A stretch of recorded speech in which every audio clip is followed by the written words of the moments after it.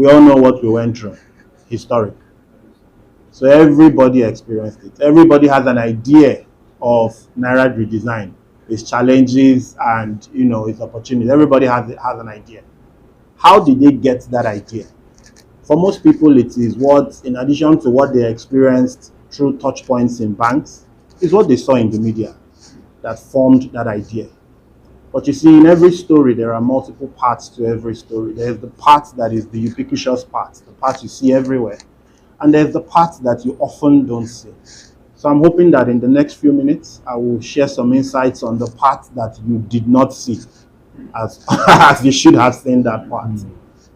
From October of last year to January 31st, the whole country was receiving a fusillade of information from the day the central bank governor announced that come December, I think 15th, there will be new introduction of 200, 500, and 1,000 Naira denomination. It was later extended to January 31st.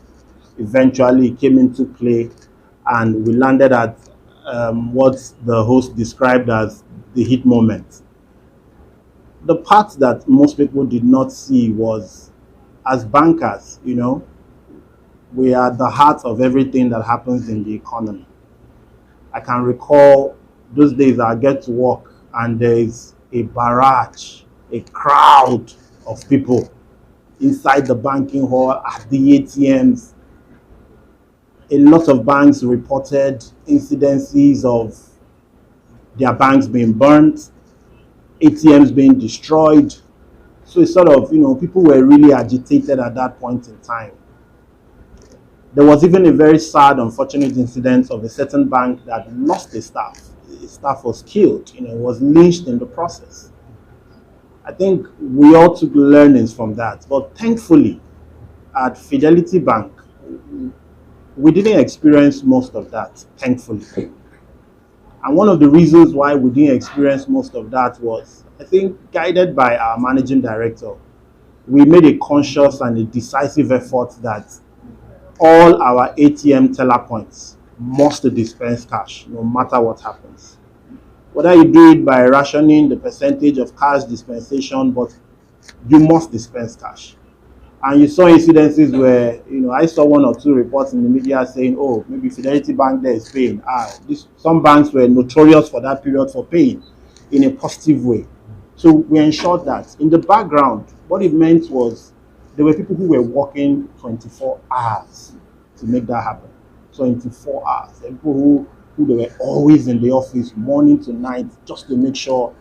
I recall, because there was a huge crowd building at the branches, you started seeing things like canopies were set up, just to make people feel more comfortable. And in some instances, even refreshments were, offered to people. Because when a policy is announced by the government, the best approach to it is always to work in tandem with that policy and to make that policy work. And why did the government announce that policy? First of all, the CBN governor had hinted that there was over 3-point-something million money in circulation, of which about 2-point-something was accounted for in the banks. So a policy had to be enacted to mop up the excess cash in the system and bring it into the banking fold. Somebody could ask, why is that important? How does that concern us? Oh yes, it does concern you. The little economics we learned in school about inflation says when you have excess cash chasing too few goods, the price of goods will automatically shoot up. So if you have too much money in circulation, what it means is that inflation, you will not be able to put a hand on inflation. And that was the first priority of the central bank, to try and curb inflation. Another area again I look at is around, if you were to hold a 200 Naira note, as beautiful as it is, or you hold a 500 Naira note, all the security features on the note, the printing, what do you think is the cost of a 200 Naira note? 200 Naira. Does 200 Naira note, does it cost 200 Naira to print it? That means what you are holding to produce it is way more expensive than the value you have placed on it. If you look at the US dollar, and I stand to be corrected, has any of you ever seen a dilapidated US dollar note? You ask yourself, why? I used to ask myself, why don't I see a rickety, shredded? The answer is in the quality of paper and print. And so as a nation, we also had to get to a point in time that you stop seeing dilapidated Naira, irrespective of how long it is in circulation. And to correct that, you have to start by the quality of paper and print. This is 2023. We have more technology. We've advanced in printing. And so the CBN also wanted to take advantage of what is available in today's technological age to improve the quality of the money we produced vis-a-vis the cost of the money. And that was also another benefit of introducing that into circulation. There is also the benefit of, in light of national security. If you traveled outside the country today and did any sort of transaction, there is a paper trail to that transaction. Step out of this country, you move money from here to there, there is a flow of money. We see a semblance of it since we introduced BVN. BVN has, to an extent, given us a flow. So if I have a BVN account and I have a corporate account, it doesn't matter. BVN is no respecter of individual or corporate. As long as the same BVN is tied to your individual and corporate accounts, as funds flow through those accounts, there is a record of the transaction. And this is also one more thing that we could have achieved through this policy that was designed for this policy to achieve. And ultimately, as the Naira redesign kicked in, what we saw as a bank, I'm happy that for us at Fidelity, it had a lot of benefits for us. For instance, and you can go check the financials of several banks. For instance, when the Naira redesign kicked in, what happened was there was a migration to digital platforms. If you don't see Naira, or if you are used to, there were people who everything they do is driven by Naira transaction. That what's it called, demographic exists in the country today. There are people who, whether they eat, whether they do anything, they pay cash for it.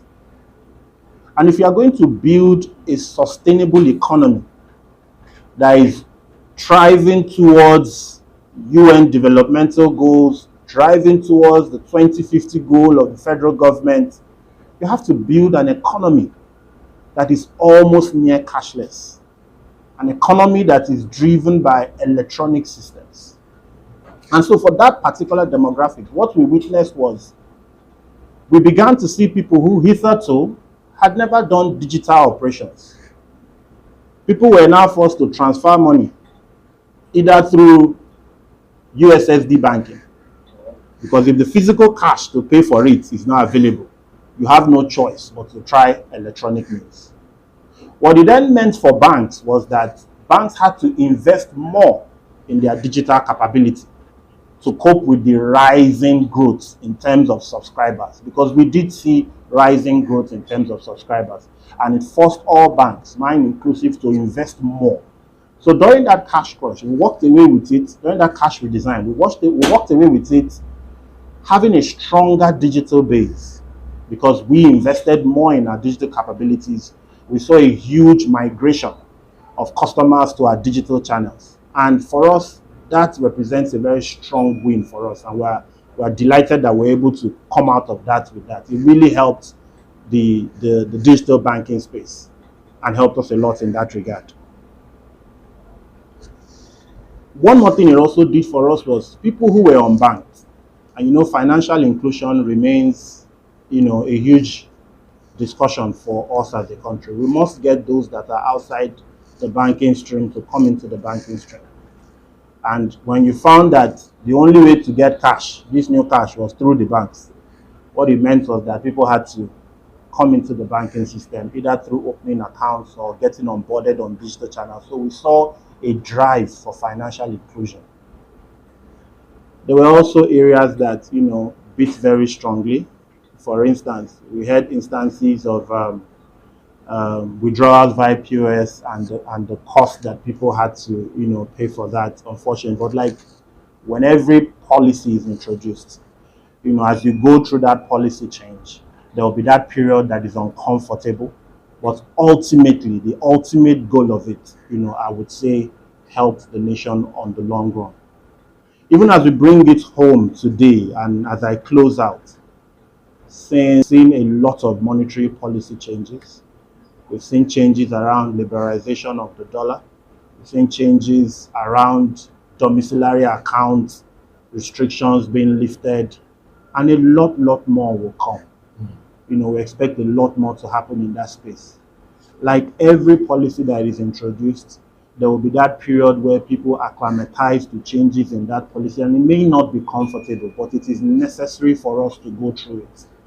And my appeal, and this is where the media plays a very strong role, as much as we showed what people didn't like in the Naira redesign, we also have to show the benefits of the Naira redesign and how it helped the country at large.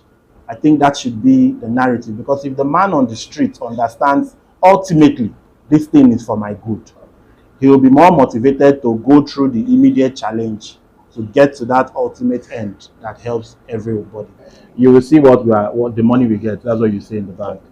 So if what you see in the bank is what we get, and that's what eventually will pay out. And this one earlier mentioned 1,000 naira notes. Yes, we do have 1,000 naira notes that we give out. So whatever you see in bank is what we get, and we dish that out. So that settles that. Then in terms of faults, I can speak very clearly for my bank. There is policy. There is how you go about executing the policy. As a bank, we have to take certain decisions. For instance, we could have decided that at our ATM points, we allow people withdraw the existing limits to withdraw on Naira cash. Today, if you walk up to your ATM card, you can withdraw 200,000 via cash. Or we could as well say, because people are looking for money, let's create a system whereby everybody gets a piece of it just to get through today to the next day. So instead of allow one person to take 200,000, let him take 20,000 on a daily basis. That's policy execution, how we've interpreted policy. We can say, okay, let's ensure that people who come to the banking hall get these certain limits. People who go to ATM teller points get these certain limits. So we went about executing that policy how we as a bank deemed fit. What was the effect of that? The effect is someone like Vice President is driving and he sees, Ilupeju, people can collect 20,000. He runs the mail to collect 20,000, irrespective of, his bank. I can't speak for how other banks went about interpreting policy. But as a bank, we owe the duty of care to our own customers to interpret that policy in such a way we can alleviate some of their pains. During that time, there was a campaign that the bank ran. We were giving out our card free of charge because we saw that there was a huge migration to digital platforms and we needed to encourage that migration. So we started issuing cards. Just come to the bank, you get your card free of charge, just to encourage people. So if you don't have cash to pay, at least collect a card and make your transfer free of charge. During that time, we waived transaction fees on certain transfers to make it easier for people to do it. Like I said earlier on, there will always be policies, and sometimes when those policies are announced, we may not all be, it won't be roses all the way, but the ultimate goal is what we should be looking at. Do you recall that a few years ago, there was a policy announcement, subsidy removal? I'm sure most people in this room kicked against it, right? We even campaigned on the streets. Where are we today? It's gone. And same thing too with this one. So it's either you do it now and you go through the pain, but as long as we all come to a consensus on this round table, that it's a policy that the ultimate benefits outweigh the cons. Eventually, we have to do it. It's called taking tough decisions that is for the good of everybody. Will it be easy? Will it be without pain? We can sit down here from today and tell us a million reasons why we shouldn't. But we all agree that it's something that it helps the country on the long run. And so we do it. Cybercrime is a global issue. Global. You see it all over the world. With the growing attendance to digital, we've also seen a rise in cybercrime, right? You see banks all over the world, all different countries experiencing cybercrime. So that's not an issue that we will joke to you about. But I think a good starting point is education. Yesterday, I went somewhere. A customer complained about an issue of withdrawals from his account. You know, we hear that a lot. Somebody will say, my card was in my pocket, yet money was debited from my account. How did they do it? And then they come to the bank. I'm sure maybe you've seen it certain times on social media. People will even go as far as taking off their clothes and screaming. Then you ask yourself, but the card was in his pocket. How did bank need to answer a question, right? Yeah. Yes. You know, I told you there's the part you see. Yeah. There's the part you don't see. That part you saw is that one on social media. You don't see the other part. Oftentimes, when we investigate, we start saying things like the customer goes to ATM to go and withdraw money. As he's withdrawing money, in a split second, they swap the card. Card swapping. Yeah. He leaves that place with a card, but he doesn't know it's not his card. It looks exactly like his card.